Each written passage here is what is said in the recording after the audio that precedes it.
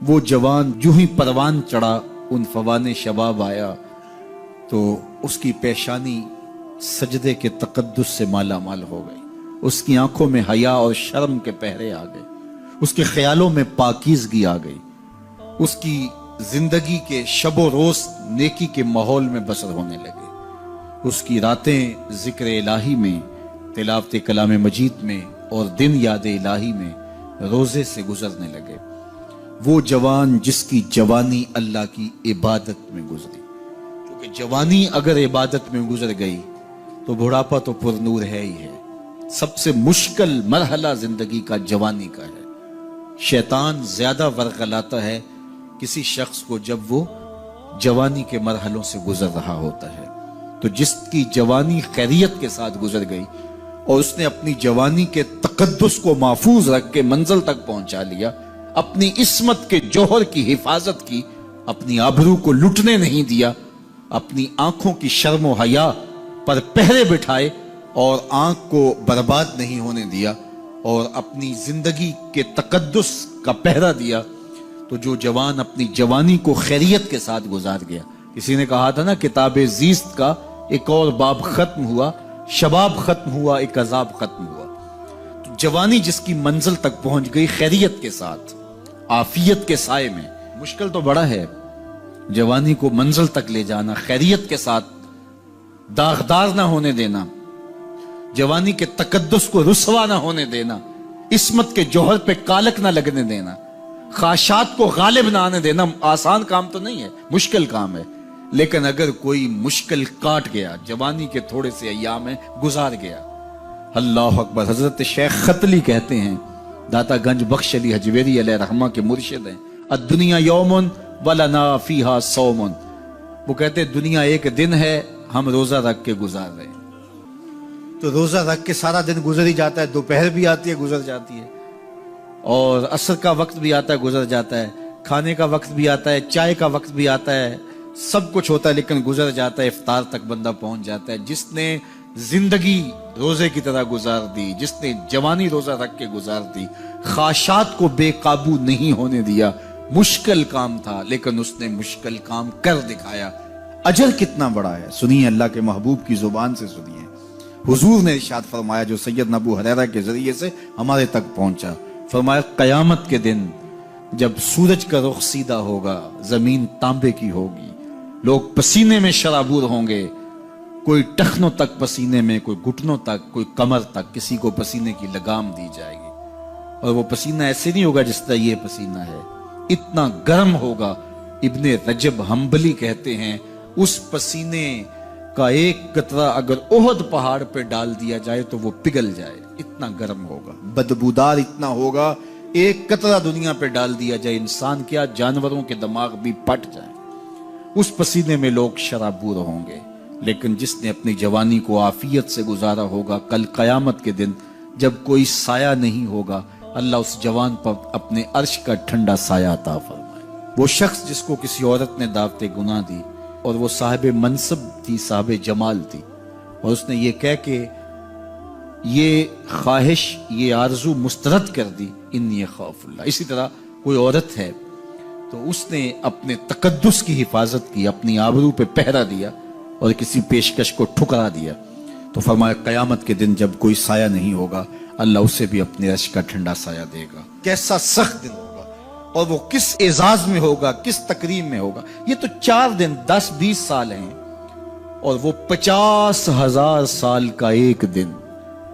پھر اس کو اللہ کا شکر ادا کرنا ہوگا کہ اللہ تو نے کتنا کرم کیا میرے اوپر کہ میری جوانی خیریت اور عافیت سے گزری، اور آج اس کا تو کتنا بہتر صلہ مجھ کو دے رہا۔ انسان جب کوئی اچھی بات سنتا ہے تو انسان کی فطرت ہے کہ وہ آگے منتقل کرتا ہے۔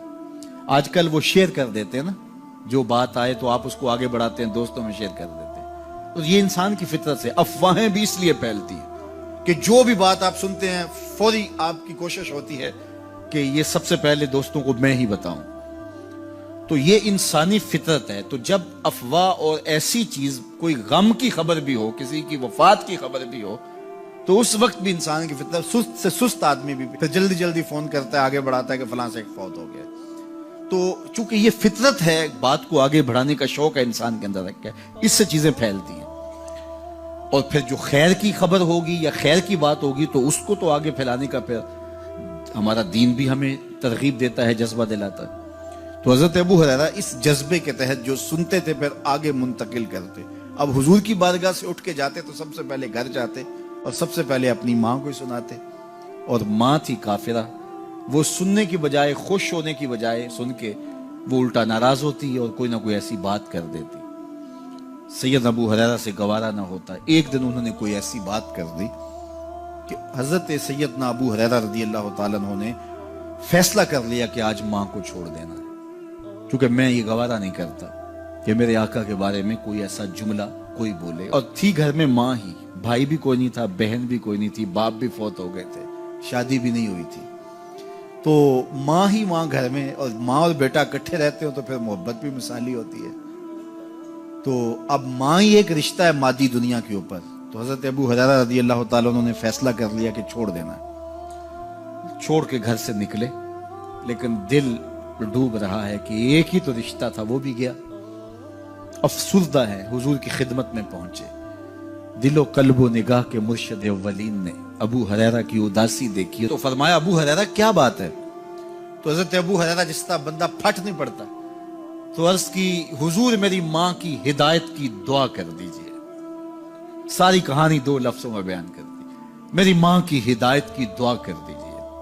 حضور نے نہیں پوچھا کیا ہوا، کیا ماجرا ہوا، فوراً ہاتھ اٹھ گئے، اور لفظ کیا تھے؟ اللہم اہد ام ابی ہریرہ تھا، اے اللہ ابو ہریرہ کی ماں کو ہدایت دے دے۔ ادھر انہوں نے بے چینی سے یہ بات کہی، ادھر حضور کے ہاتھ اٹھے، پھر ان اٹھے ہوئے ہاتھوں کو خالی تو موڑا ہی نہیں جاتا۔ اجابت کا صحرا، عنایت کا جوڑا، دلہن بن کے نکلی دعائے محمد صلی اللہ علیہ وسلم۔ تو حضور علیہ السلام نے ہاتھ اٹھا دی، حضرت ابو ہریرہ نے دوڑ لگا دی۔ کسی نے پوچھا ابو ہریرہ آج بڑی جلدی ہے؟ کہا آج ہی تو دیکھنا چاہتا ہوں، گھر پہلے میں پہنچتا ہوں یا حضور کی دعا پہلے پہنچتی؟ جا کے دروازے کو دستک دی، اندر پانی کے کھنکنے کی آواز آ رہی تھی جس طرح کوئی غسل کر رہا ہو۔ آواز دی تو آواز آئی، بیٹا ابو ہریرہ ٹھہرو، میں بھی آئی۔ کہا لہجے سے سمجھ گیا اس میں محمد عربی کی دعا بول رہی ہے۔ تھوڑی دیر کے بعد میری ماں آئی، تازہ آثار وضو سے اور غسل کی وجہ سے ان کے جو ہے وہ بالوں سے قطرے ٹپک رہے تھے، اور لبوں پر میرے حضور کا کلمہ جاری تھا۔ اللہ اکبر، سیدنا ابو ہریرہ تیرے مقدر پہ قربان۔ ایک سفر میں حضور علیہ السلام اور اصحاب گامزن تھے کہ راستے میں قیام کیا، تو ایک قبیلے کی صلح کروانے کے لیے حضور علیہ السلام تشریف لے گئے۔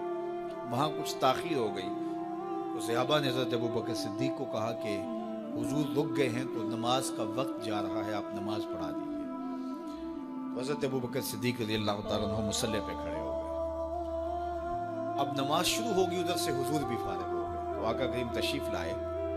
تو آقا کریم علیہ السلام جو ہی تشریف لائے تو صحابہ کی صفیں بندی ہوئی تھی، حضور کو دیکھا انہوں نے راستہ چھوڑ دیا، پیچھے سے لے کر کے مصلی تک صحابہ نے حالت نماز کے اندر حضور کے لیے راہ کشادہ کر دی۔ کاش کہ یہ حدیث سب لوگوں نے پڑھی ہوتی اور امت میں اتنے فرقے نہ بنتے، اور یہ سوچ کبھی نہ پنپتی کہ نبی کے خیال سے نماز ٹوٹتی ہے۔ یہاں تو راستے چھوڑے جا رہے ہیں، یہاں تو پروٹوکول دیا جا رہا ہے۔ اللہ اکبر، اور یہ حدیث کہیں چھپی نہیں ہے، بخاری کے اندر چھپی ہوئی۔ اللہ اکبر، آقا کریم علیہ السلام تشریف لائے تو صحابہ نے راستہ چھوڑنا شروع کر دیا، نماز بھی چل رہی ہے اور حضور کا راستہ بھی چھوڑ رہے ہیں۔ بالکل حضرت ابوبکر صدیق کے پیچھے آ کے حضور کھڑے ہو گئے۔ وابو بکر لا یلتفت یمینا ولا یسارا، جب آپ نماز پڑھتے تھے تو نہ دائیں دیکھتے نہ بائیں دیکھتے، پوری توجہ انہماک ہوتا۔ وہ اپنی کیفیات کے جہان میں ڈوبے تھے اور حضور آ کے پیچھے کھڑے ہو گئے۔ صحابہ نے اپنے ہاتھوں کی پشت پہ ہاتھ مارنے شروع کر دیے۔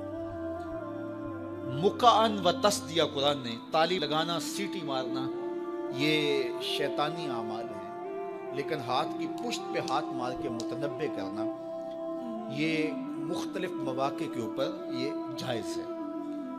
تو اب جب حضور آ کے پیچھے کھڑے ہو گئے اور صحابہ سمجھے کہ حضرت ابوبکر صدیق ایک استغراق کے عالم میں ہیں، ایک کیفیت کے جہاں میں ڈوبے ہیں، تو انہوں نے اپنے ہاتھوں کی پشتوں پہ ہاتھ مارنے شروع کر دیے۔ تو حضرت صدیق اکبر سمجھ گئے کوئی غیر معمولی واقعہ ہو گیا، دیکھا پیچھے حضور کھڑے تھے، اللہ اکبر۔ تو حضرت صدیق اکبر مصلی سے سرک کے پیچھے آنے لگے، تو آقا کریم نے اشارہ کیا رکو نماز پڑھاؤ۔ سیدنا صدیق اکبر اس کے باوجود پیچھے آ گئے۔